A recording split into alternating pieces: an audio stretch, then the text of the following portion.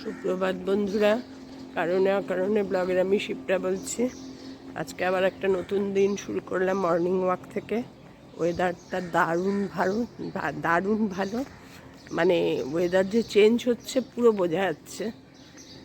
তাই জন্য এখন কথাও বলার খুব মুড। আগে তো কয়েকদিন একদমই মর্নিং ওয়াকে কথা বলিনি, ভালো লাগতো না। এখন খুব ভালো ওয়েদারটা, বেশ সকালে উঠলে একটা হাওয়া, ঠান্ডা ঠান্ডা ভাব। এখানে মাছালাও বসছে। তোমরা সবাই কেমন আছো গো? আমি ঠিকঠাকই আছি।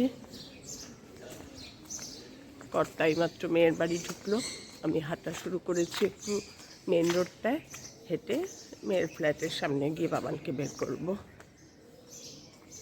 কর্তা এই জাজ ঢুকলো, ওর তো 1000 তালা খুলে খুলে ঢুকতে হবে, তারপরে বাবানের জন্য ওয়েট করবে। আমি তো সেই ফাঁকে আমি একটু হেঁটে নিই।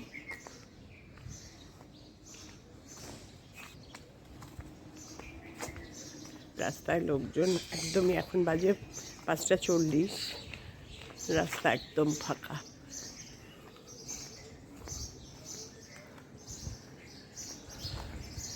বাবা কবে যে এই গরমটা যাবে না, সত্যি এর থেকে ঠান্ডা অনেক ভালো। একটু ঠান্ডায় উঠতে কষ্ট হয় ঠিকই, কিন্তু অনেক ভালো গো। ঠিক আছে, তোমাদের সঙ্গে একটু শুরু করলাম কথা বলে। এবার বাবান আসুক, পারলে বাবানকে দেখাবো, আমিও একটু হাঁটি। আজকে আমি তোমাদের একটা ইউনিক রেসিপি বানিয়ে দেখাবো। জিনিসটা হচ্ছে এই যে লাউ পাতা দিয়ে, এই যে লাউ পাতাটা ভালো করে ধুয়ে কুচো কুচো করে কালকে ঝুমপাকে দিয়ে কাটিয়ে রেখেছি। এই লাউ পাতা দিয়ে চিংড়ি দিয়ে ভাপে করব, দারুণ লাগে খেতে। কচু চিংড়ি তো আমরা অনেক খেয়েছি, এবার লাউ পাতার চিংড়ি খাবো। কীভাবে করছি তোমাদের দেখাচ্ছি, দেখো। প্রথমে লাউ পাতাটা এই গরম জলে একটু ভাপিয়ে নেবো, ধোয়া একদম পরিষ্কার লাউ পাতা, এটা গরম জলে এবার একটু ভাপিয়ে নেব।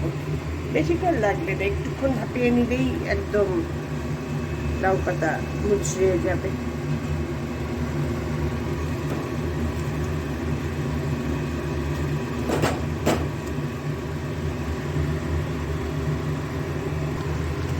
লাউ পাতাটাকে এরকম ভাপিয়ে নিয়েছি, দেখো। এবার গ্যাস অফ করে কিছুক্ষণ ঢেকে রেখে দেবো, তারপরে রান্নাটা যেভাবে করছি তোমাদের দেখাচ্ছি। লাউ পাতাটা সেদ্ধ করে এইরকম জল ঝরাতে দিয়েছি, এই জলটাও আমি কাজে লাগাবো। এই যে জলটা ফেলবো না, লাউ পাতা সেদ্ধর জল, এটাও কাজে লাগাবো।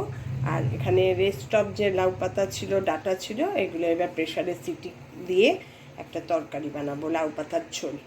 বেগুন আলু নেই, যা আছে বেগুন পটল দিয়ে একটা ঝোল মানে লাউ পাতার ঝোল বানাবো। প্রথমে লাউ পাতার ঝোল করার জন্য পোস্ত আর চাল মগজের একটা পেস্ট বানিয়ে নেব। আজকে লাউ পাতার ঝোলের মধ্যে পোস্ত দেবো, তাহলে কি সুন্দর একটা খেতে টেস্ট লাগে, যেহেতু সবজি বেশি নেই, সব কিছু রান্না।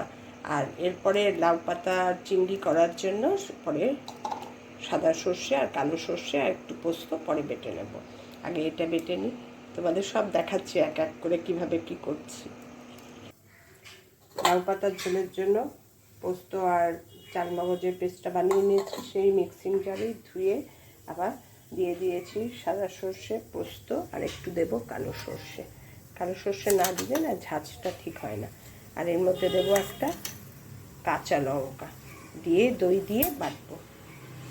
এবার এই পেস্টটা রেডি করি, তারপরে আবার তোমাদের দেখাচ্ছি। এই রান্নাটা মানে লাউ পাতা চিংড়ি দিয়ে যে রান্নাটা, সেটার মধ্যে না মানে কাঁচা চিংড়িরই দেওয়ার কথা, কিন্তু যেহেতু আমরা কাঁচা খাবো না, কাঁচা খাই না, সেজন্য চিংড়িটা একটু উলট পালট করে নেবো অল্প একটু তেলের মধ্যে। চিংড়িটা তেলের মধ্যে একটু, সবগুলো চিংড়ি দিয়ে দিয়েছি, একটু উলট পালট করে এই তেল সমেতই এটা ঢেলে দেবো। লাউ পাতাটা যে সিদ্ধ করে রেখেছিলাম ওটা দিয়ে দিয়েছি, ওর মধ্যে চিংড়ি দিয়ে দিয়েছি। এবার মশলা বেটে রেখেছি, যে তোমাদের দেখালাম, সাদা সর্ষে, কালো সর্ষে, পোস্ত, কাঁচা লঙ্কা, একটু নুন আর দই দিয়ে বেটেছি, এটা এবার এর মধ্যে মিশিয়ে দেব। এই যে বাটা মশলাটা এর মধ্যে মিশিয়ে দেবো, মিশিয়ে ভালো করে নাড়িয়ে চাড়িয়ে নেবো। আর পটটা ধুয়ে লাস্টে একটু জল ঘুরিয়ে দিয়ে দেব। এর মধ্যে এবার নুন দেব, একটু হলুদ দিয়ে, সব দিয়েই বেটেছি, আর একটু নুন দেব, কারণ কিছুতেই নুন দেওয়া নেই, শুধু মাছে নুন দেওয়া ছিল মাছ একটু ওলট পালট করার সময়।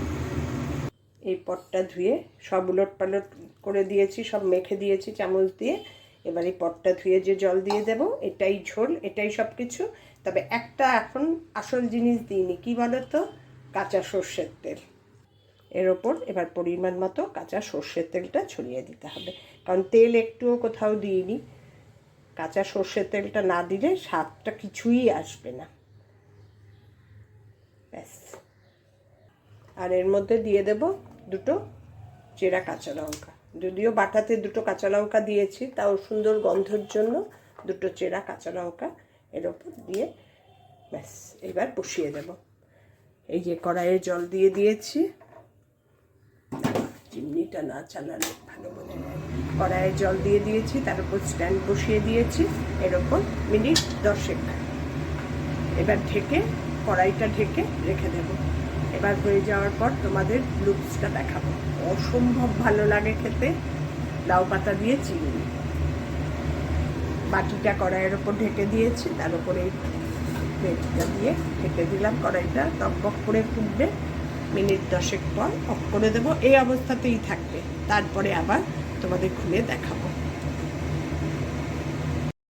লাউ পাতা দিয়ে চিংড়িটা কমপ্লিট, ঢাকা এখনও খুলিনি, খুললে তোমাদের দেখাবো। এখন শুরু করছি।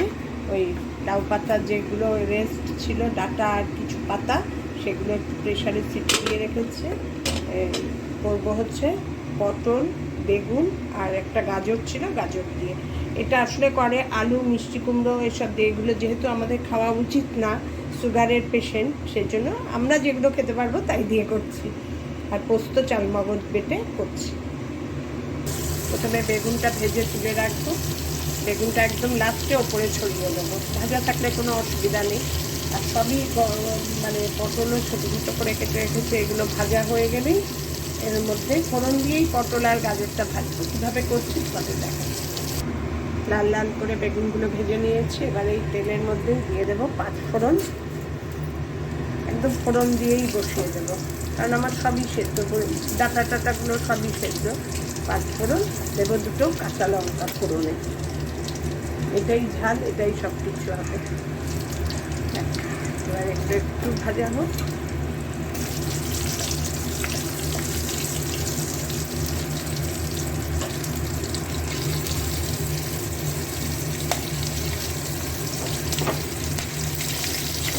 এবার এর মধ্যে দিয়ে দেবো সব সবজিগুলো, গাজর, পটল ছোটো ছোটো করে কেটে রেখেছি।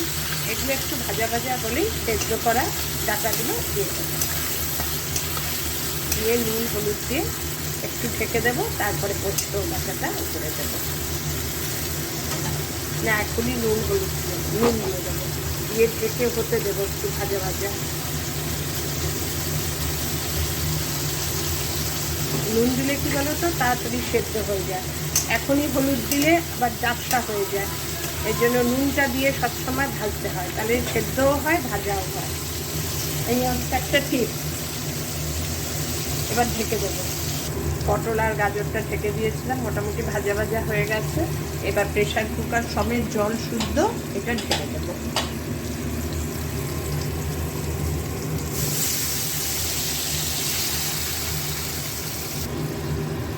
এবার হলুদ দিয়ে একটু ঢেকে গ্যাসটা সিম করে একটু হতে দেবো।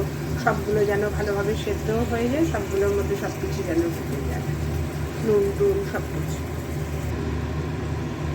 যেই এটা ফুটে উঠবে, দেখো সব দেওয়ার পর কিরম টকবক করে ফুটছে, তখন পোস্ত চালমগজ বাটাটা উপরে দিয়ে একটু বাটিটা ধুয়ে জল দিয়ে ঢেকে রেখে দেবো, হতে দেবো।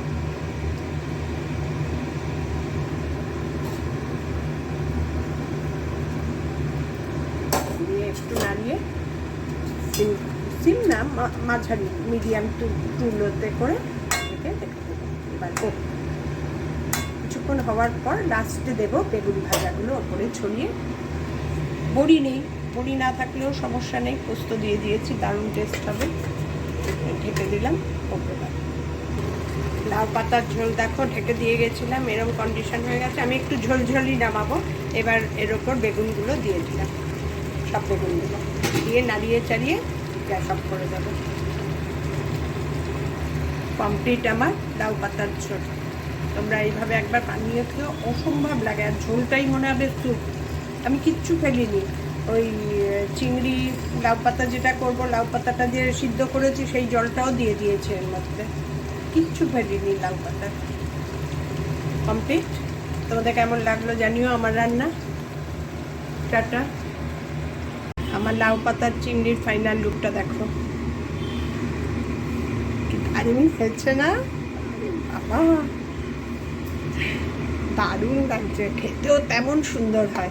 আমি এইভাবেই রেখে দেব, আবার যখন খাবো তখন আবার একটু সিম আঁচে বসিয়ে গরম করে খাবো। কেমন লাগলো জানিও আমার লাউ পাতা দিয়ে চিংড়ি। আমরা কচু চিংড়ি খেয়েছি, ইয়ের কী বলে ওটাকে, কস্তুরীর। লাউ পাতার চিংড়িটা একবার তোমরা খেয়ে দেখো, ঠিক এই প্রসেসে, কিচ্ছু ঝামেলা নেই, দারুতে। আমার বানিয়ে খুব স্যাটিসফ্যাকশান আমার।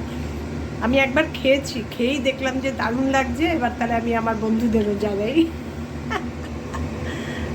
ঠিক আছে, টাটা।